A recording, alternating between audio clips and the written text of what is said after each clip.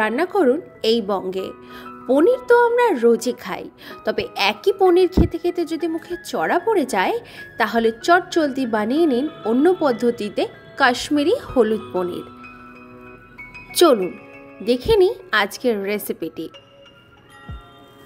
উপকরণ হিসাবে আমাদের নিয়ে নিতে হবে 1.5 টেবিল চামচ হলুদ গুঁড়ো, 8 পিস পনির, একটু বড় সাইজের নিতে পারেন, 3 থেকে 4 টেবিল চামচ সরষের তেল, দারচিনি 1 টুকরো, 3 থেকে 4টি লবঙ্গ, 10 থেকে 11টি গোটা গোলমরিচ, 2টি ছোট এলাচ, 2টি বড় এলাচ, হাফ চা চামচ হিং। হিং যদি আপনি না দিতে চান তাহলে আপনি বাদ দিতে পারেন। 2 কাপ দুধ, 2 টেবিল চামচ মৌরি গুঁড়ো, 1 টেবিল চামচ আদা গুঁড়ো বা আদা বাটাও আপনি ব্যবহার করতে পারেন, 1 টেবিল চামচ ঘি, হাফ চা চামচ কসুরি মেথি গুঁড়ো আর নুন স্বাদ মতো।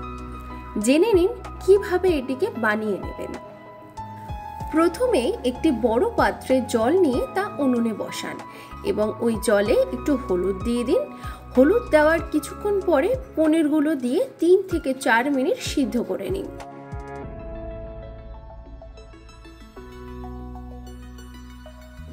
সময় হয়ে গেলে পনিরগুলো তুলে নিন। এবার পনিরগুলি সোনালি করে তেলে ভেজে নিন।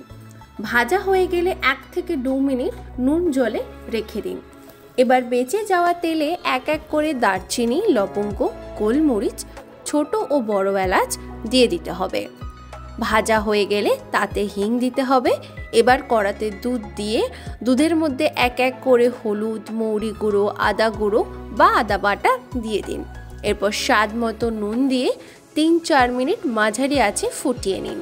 ফোটানোর পর ঢাকনা খুলে তাতে নুন ও জলে চোবানো পনিরগুলি দিয়ে দিতে হবে। তারপর তাতে ঘি, কসুরি মেথি সব দিয়ে ভালো করে মিশিয়ে নিতে হবে।